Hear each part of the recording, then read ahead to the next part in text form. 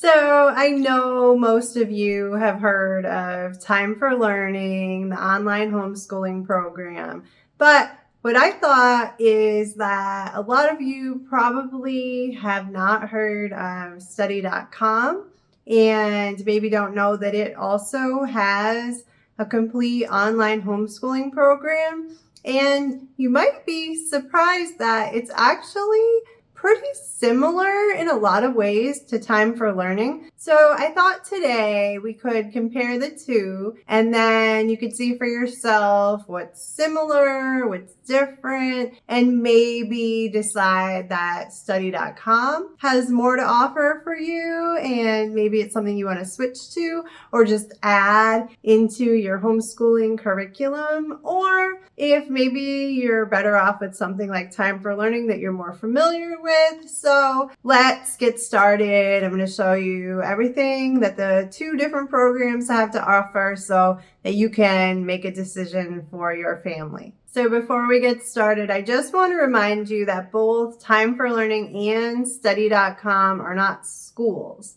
So neither one of them is accredited. Only a school can be accredited. So you've got to look at these more like curriculums that just happen to be done online instead of in person. So all the work is done online, but it's still a curriculum, not a school. So you're not getting diplomas from these companies. You're not going to get transcripts. And you can print out your grades and, whatever kind of reports you want to print out, but you're not going to have like an official transcript or anything like that. So I just want to clear that up. These are homeschooling programs. Okay, so both Time4Learning and study.com offer very similar course selections. The one difference with study.com is that they start with third grade, so you can use study.com for your entire homeschooling program from third grade through high school. With Time4Learning, you can start with pre-K. So they do have a pre-K program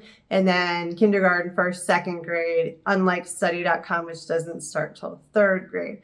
Although personally, I don't really recommend having a pre-K student sitting at a computer for 1 or more hours a day doing their schoolwork. So that's not something that I would recommend. But if it's something you're looking for, Time4Learning does offer that. But once you get to third grade now, both programs are going to offer math, language arts, science, and social studies. So those are the 4 core courses that you're going to get for third, fourth, and fifth grade. And then in middle school, there will be a couple different electives that you can add on. And then for high school, that's where the two programs kind of have less similarities, only because I feel like study.com has some offerings that you're not going to find on Time4Learning. And I think that you might be interested in some of these offerings. So I'm going to get into that a little bit later in the video. Also, with both programs, you can choose different grade levels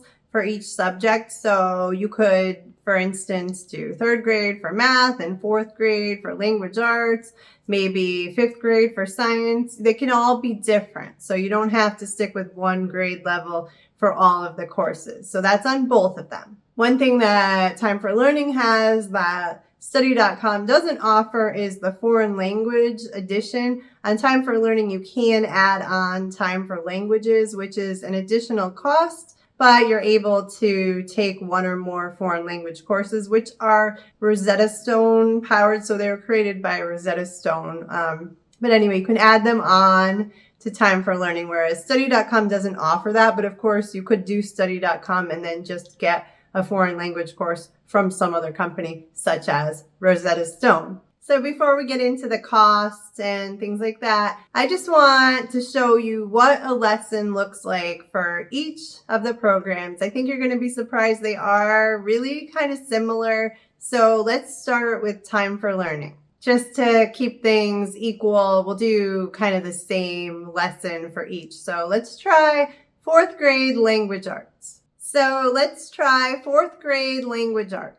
So you'll see here the lessons on Time4Learning usually start with an activity or two, and then they're followed up by a quiz.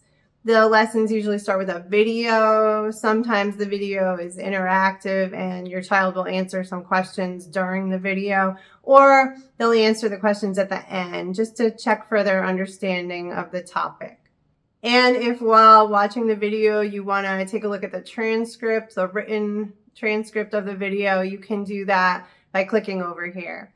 So let's watch this video now, and then we'll take a look at study.com. Hello there, I'm Danu. Today we're going to talk about using capitalization correctly. That means we're going to think about when to use capital letters. Why is that important? Well, have you ever gotten a text written in all capital letters? Did it feel like someone was yelling? Well, that's because capital letters grab people's attention. Did that text get yours? Putting every word in caps means that nothing stands out. That's why we only use caps for certain things. Gabriel is writing a report about his town. He will need to use capitalization correctly. Now, let's take a look at our learning goals for today. After today's lesson, you will understand how to capitalize proper nouns, including the names of places and organizations, proper adjectives, and the titles of books, magazines, and movies. Okay, let's get started. First, let's talk about what you already know about the rules for capitalization. You already know that you should capitalize the first word in a sentence, the pronoun I, the days of the week and months, the names of people, the names of places such as countries, states, and cities, and the names of holidays. When you capitalize these words or names, you let readers know that they are important. Now that we've got that covered, let's see what else you need to know about using capitalization correctly. You remember that a noun is a person, place, or thing, right? Well, there are different types of nouns. Some nouns are common. A common noun is a general word that describes a person, place, or thing. Here are some common nouns: teacher, school, street, library, and document. Other nouns are proper. A proper noun is the name of a particular person, place, or thing. You always capitalize proper nouns just as you would capitalize your own name. Here are some proper nouns: Mr. Scott, Springfield Elementary School, Oak Avenue, West Haven Public Library, and Declaration of Independence. So let's see how to tell which nouns are proper nouns. Okay, let's get into some capitalization rules. First up, buildings and structures that have names are proper nouns. Capitalize the names of buildings or structures. For example, museum is a common noun, but Smithsonian Air and Space Museum and Museum of Modern Art are proper nouns. School is a common noun. Middletown Elementary School and Austin Dance Academy are proper nouns. Building and structure are common nouns, but United States Capitol and London Bridge are proper nouns. Monument is a common noun. Mount Rushmore and Washington Monument are proper nouns. See how the proper nouns are capitalized? Next, capitalize the names of places you would find on a map. For example, river is a common noun, but Mississippi River and Nile River are proper nouns. Park is a common noun. Yellowstone National Park and Maplewood Park are proper nouns. Mountains is a common noun. Rocky Mountains and Mount Everest are proper nouns. Lake is a common noun, but Lake Mead and Clearwater Lake are proper nouns. Make sense? You always capitalize proper nouns because they are names. You should also capitalize the names of organizations, such as clubs, teams, and volunteer groups. For example, club is a common noun, but math club is a proper noun. Team is a common noun, Tigers and rockets are proper nouns. Organization is a common noun, but Girl Scouts, Boy Scouts, and Humane Society are proper nouns. Proper nouns are names. So far, so good? Remember Gabriel? He's writing a report titled All About My Town. Let's look at some sentences from his report. Lamar Elementary School is close to the Museum of History. Windy Lake is a beautiful place to go fishing. It's fun to have a picnic in Oak Park. The Tigers and the Rockets are the two football teams.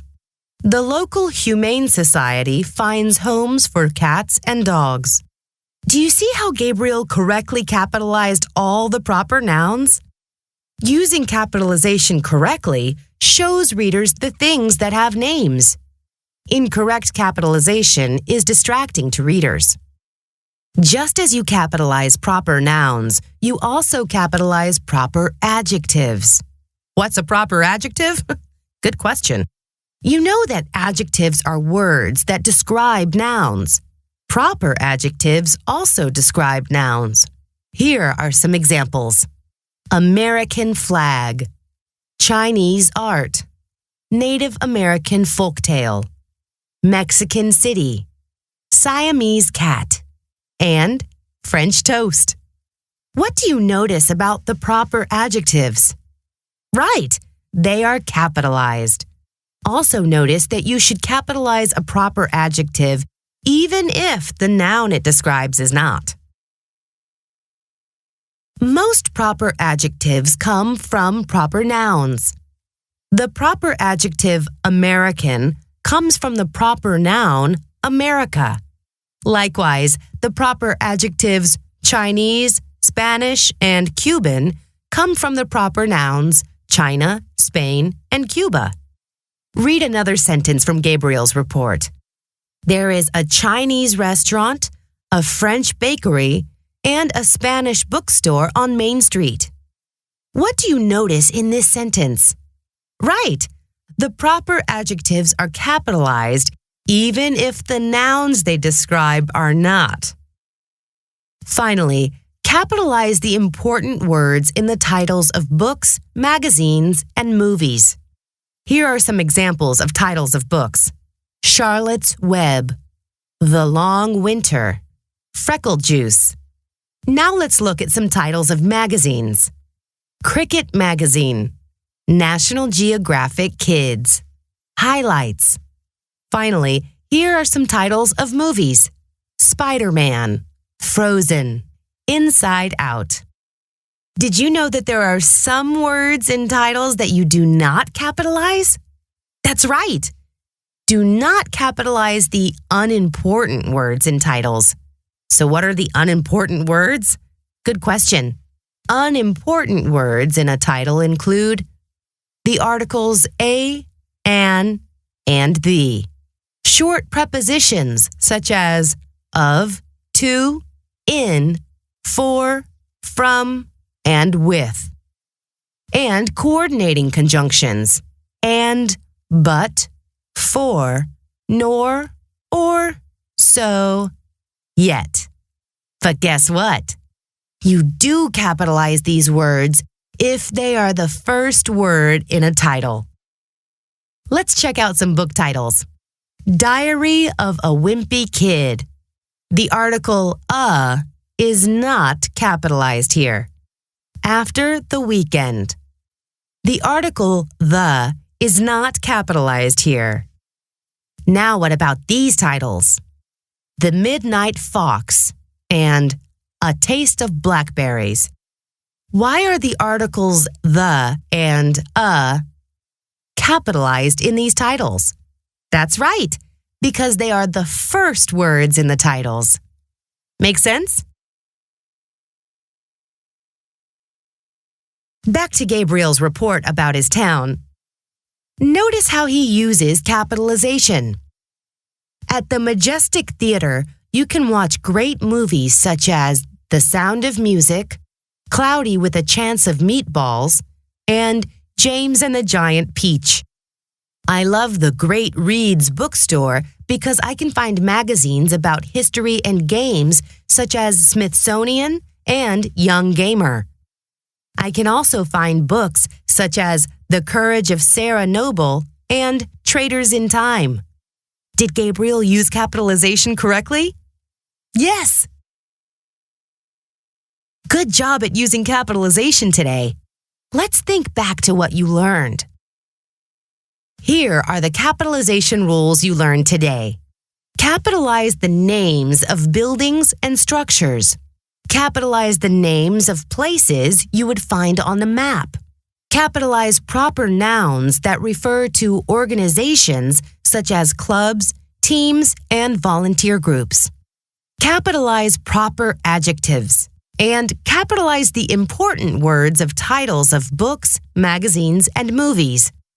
Only capitalize an unimportant word if it comes first. It was fun learning with you today. You can either move on or watch this again. See you soon. Okay, so that is what a video on Time for Learning is going to look like, a typical lesson. So now let's switch over and look at a typical lesson on study.com. We'll do the same thing. We'll do a 4th grade language arts lesson. So here's how it looks on study.com. You can see it looks a little different, but the format is pretty much the same. You've got a video. Usually all the lessons are going to start with a video to watch. And then underneath here is the lesson transcript. So this is where you'll find that. And at the end of the video, there's going to be a short quiz to check for understanding. There's also an optional fill in the blank transcript here and also a worksheet. So let's watch this video and do the questions together now.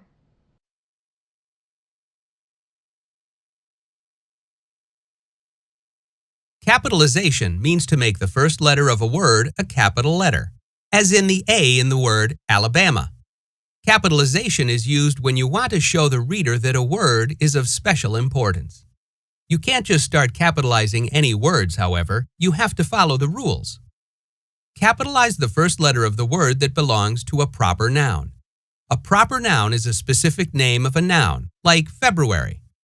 Proper nouns that you want to capitalize are names, initials, abbreviations, nationalities, languages, religions, holidays, days of the week, months, planets, cities, states, countries, landmarks, organizations, companies, and the pronoun I. Here are some examples. 1. Last Tuesday, Penelope and Danny brought their boat to Meredith Boat Docks. Tuesday needs to be capitalized because it's a day of the week. Penelope and Danny need to be capitalized because they are someone's name, and the company, Meredith Boat Docks, needs to be capitalized. 2. My dentist, Dr. Robinson, always distributes scrubby toothbrushes instead of candy on Halloween. Dr. Robinson needs to be capitalized because that is her name. Scrubby needs to be capitalized because it's a name of a company, although fictional, and Halloween needs to be capitalized because it's a holiday. Now let's test your knowledge of rule number 1. Can you find the words in the following sentence that need a capital letter? Brianna and Jake attend Surfside School in Nantucket, Massachusetts. Brianna and Jake need a capital letter because those are names. Surfside School needs to be capitalized because it's the name of an organization, and both Nantucket and Massachusetts need to be capitalized because they're specific places. When you are creating sentences, certain aspects of a sentence must be capitalized. You need to capitalize the first words in sentences, the first word in direct quotations, the first word and the important words in a title, and the first word in each line in poetry. Here are some examples we can look at for capitalization in formatting. 1. Many people's favorite classic novel is Great Expectations, and yet some don't care for The Old Man and the Sea. Many needs to be capitalized because it's the first word in the sentence, and Great Expectations needs to be capitalized because each word is important in this name of the novel. The Old Man and the Sea is also the name of a novel, but the words and the second the don't need to be capitalized because they aren't considered important words. Remember, always capitalize the first word of a title whether or not it's considered important. 2. His mother hollered, "Don't forget your homework," as he ran out to catch the bus. His needs to be capitalized because it's the first word in the sentence, and don't needs to be capitalized because it's the first word in a quote. Let's take a look at some more phrases and see if you can pick out the errors. When my brother read Where the Red Fern Grows, he cried, "This is the saddest story ever." What words need to be capitalized? All words except the in Where the Red Fern Grows need to be capitalized because they're considered important words in a title. Also, the word this starts the quotation and needs a capital letter. All right, let's take a moment or two to review what we've learned. In this lesson, we learned about capitalizing words, which means to make the first letter of a word a capital letter. Capitalizing words in a sentence is important to do because it draws the reader's attention to those words. As a rule, you need to capitalize all proper nouns, which are specific names of nouns. We looked at several examples of proper nouns, which included the following: names, initials, abbreviations, nationalities, languages, religions, holidays, days of the week, months, planets, cities, states, countries, landmarks, organizations, companies, and the pronoun I. Make sure you review these again later, since you'll likely be using them at various points throughout your life. Also, as a rule though, you need to capitalize the first words in sentences, the first words in quotations, the first words in each line of poetry, and the important words in a title.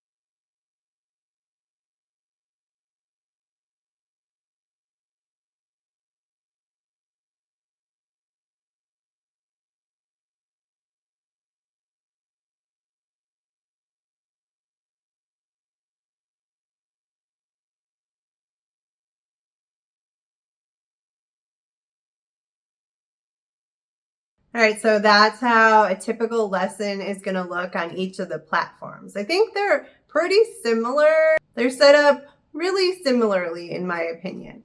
You might also wonder on both of the platforms, well, how do you keep track of everything? How do you know when the lessons are completed? How do you see how much progress you're making through the course? So on Time4Learning, when you sign up, you're going to pick your child's grade level, and then you're going to pick your courses. You can, of course, change that later, but basically when you sign up, you're going to make all those decisions. And then every day your child will log on and they can complete the stuff in any order they want. They can do one lesson from math and then language arts and then science, or they can do all their math, all their language art, whatever order they want, however many lessons they want. If you do create a custom schedule, then they'll be able to go to my courses and kind of see more of a custom plan for their day and their week.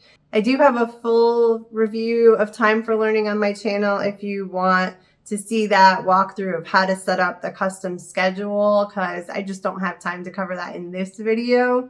But it's pretty neat. It's not too complicated. So if you set up the custom schedule, then your child will be able to follow that. But even if you do that, they can still work ahead. There's nothing that's going to stop them from working ahead if they want. If they do skip around, you will be able to tell which activities they've completed because there will be a check mark. So that's how you can tell if they've completed all of the activities within a lesson before moving on.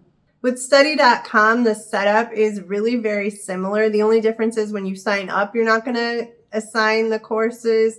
after you've signed up, you can go and search through their catalog of courses and then choose whichever ones you want your child to take. So you can narrow things down by clicking Homeschool, and then you can click Core Homeschool Courses, and then you can go up to the top and select the grade level, and that can help you narrow things down. And then when you see a course that you want your child to take, you just click on it and then click Start This Course, and it's going to add it to their course lists. And then you can also set the due date from the pop-up. And that will kind of help. So they have a goal section, which I'll show you in a little bit. And so by putting in that due date, it kind of tells study.com when you want the course to be completed by. So they're going to recommend how much of it should be done every week based on the goal that you set. And so just like on Time4Learning, your child would just log on to study.com, and then they're going to see all the courses that they have assigned, and they can go in any order they want. They can do as many lessons as they want. There's nothing really that's going to stop them. They do have the goals for the week, which they can look at to kind of get an idea of how much work they should be doing in each course, but there's nothing really to stop them from going ahead. You will be able to see their progress through the course on the student dashboard, or if you go to the course, just like with Time4Learning, there will be a check mark for whatever lesson that they've actually completed. So now let me just tell you about the pricing. It's also pretty similar. Time4Learning has two different pricing levels. So for pre-K through 5th grade, it's $29.95. And then it's $39.95 for 6th through 12th grade. You can also save $10 off if you use the code and the link that I have shared with you in the video description below. So be sure to check that out if you're looking to save a little bit of money when you sign up. Also, if you want to add that time for languages that I mentioned earlier in the video, that is $59.95 for 6 months. Study.com has 3 different pricing levels for their homeschool plans. The basic edition is $29.99 a month, and that includes pretty much everything you're going to need to use this for the elementary grade levels. Their homeschool edition, which includes the AP and CLEP courses, is $59.99 a month. And then they also have a college saver plan, which includes courses to earn real transferable college credits, and that plan is $235 a month. And we'll get a little bit more into that later in the video. No matter which plan you choose on study.com, you can save 25% off your first month if you use the link that I have shared with you in the video description below. So if it's something that you think you want to check out, you might as well use that link and save yourself a little bit of money. Unfortunately, neither of these programs offer a free trial. Time4Learning offers a 14-day money-back guarantee. So if you sign up and you don't end up liking it and you cancel within that first 14 days, you can get a full refund. Study.com offers a similar money-back guarantee, but they give you a 30-day money-back guarantee. So same thing. If you cancel within that first 30 days, you will get a full refund. So now I just want to show you the student dashboard and what it looks like when you log on. I've already talked a little about Time4Learning and how their courses are going to be listed on that main screen, and then they can click on any one they want. Or if you have happened to set up that custom schedule, then they would go to that and just follow along and, do the lessons in order. It wouldn't really make sense to go out of order, but do whichever course you want to do in whatever order you want to do it. And within that screen where they're looking at all of their courses and lessons, they can change the course over here on the right so they can view either language arts or math or science or social studies at one time. And like I said before, the activities that they have completed will show that check mark so that they can tell which they have completed and what they've still got to do. And then if they want to view their own progress, they could come up here and generate a report. These are a little bit complicated. They're not that user-friendly, I don't think. There is a parent portal, and I'm not going to get into that in this video, but I do cover it in my other videos on Time4Learning, so if you want to see what that's all about. But there is a parent portal, so you can view your child's progress if you want to. So on study.com, the view is very different, but it's basically the same information. So you're going to just click up here on My Dashboard once you log in, and this will give you an overview of whatever your child's working on for that day. They'll have their recent activity shown here, so they can just quickly return to wherever they left off if they want to. And then over here are the weekly goals that we talked about. The courses that your child is enrolled in are all listed right here, and you can tell the progress by this progress bar, so that's how you can tell how much of the course that they've completed. Study.com also has this Ask the Experts feature, so if your child has a question on one of the courses they're taking or a math problem or something like that, they can send a question to the expert and they'll get a response. So that's something pretty neat that study.com has that I don't think you'll find on Time4Learning. So as you can see, although at first glance these two homeschooling programs do seem very different, they're actually pretty similar. Of course, like we talked about, study.com does not have the pre-K through second grade curriculum, but from third grade and beyond, they're really very much the same. But now I just want to point out some of the things that actually are different. And these are basically just some things that study.com has to offer that you won't find on Time4Learning that I think you might like. And this is really just once you get to the high school level. So on study.com, some of the additional things that might be really helpful for you, one thing that I really like is their test prep courses. So they have courses to help your child prepare for some standardized tests that they might have to take, such as the SAT or the ACT. So there are courses that you can assign to your child and have them take just that are going to help them prepare to take and do well on those exams.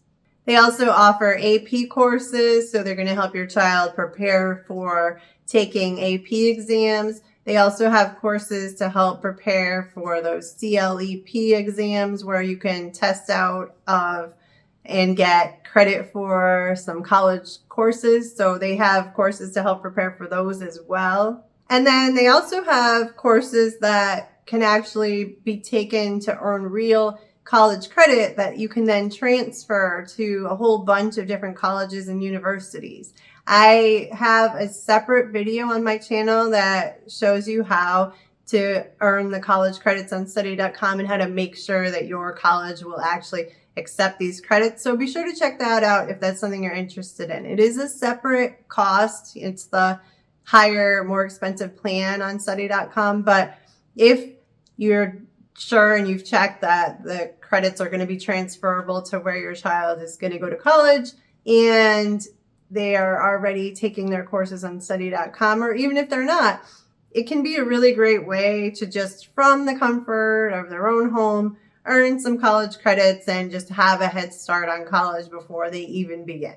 So that's what I wanted to show you today about the difference between the study.com and Time4Learning online homeschooling programs and how they are actually kind of similar if you really think about it, I think anyway. I think they are really both good programs, whichever one you go with. And remember, you don't have to use a program like this just for your entire curriculum. You know, you don't have to just purchase a subscription to something like Time4Learning and sit your kid down and have them do all of their schoolwork on this program. A lot of people use programs like Time4Learning, study.com, and a lot of others just for one or maybe two courses. You know, you could use Time4Learning, let's say, just for language arts or just for math, just for something that maybe you don't have the time for teaching or lesson planning, or maybe you just really like the curriculum. So you don't have to use this for your entire homeschooling curriculum. And study.com especially, I think, is really nice for being able to just pick and choose your courses. Remember, those homeschooling courses I showed you is just a small snapshot of all the courses that are available on study.com. So there's a lot more than just their core homeschooling curriculum. So if you want to add any kind of different course into your homeschool curriculum, study.com can be a really great resource. I really like it for that, for just adding one course at a time and different things that your child might need to learn about, or especially those test prep courses. Have you tried Time4Learning or Study.com in your homeschool? I'd love to hear about your experience in the comments. It can really help other homeschool families to hear what other people have experienced when trying out the programs. And I would love if you could let me know any suggestions about another program that you would like me to cover in an upcoming video. I will definitely try to make that happen for you. And let me know if you like this setup better than where I've been standing for my last 50 or so videos. Thank you so much for watching.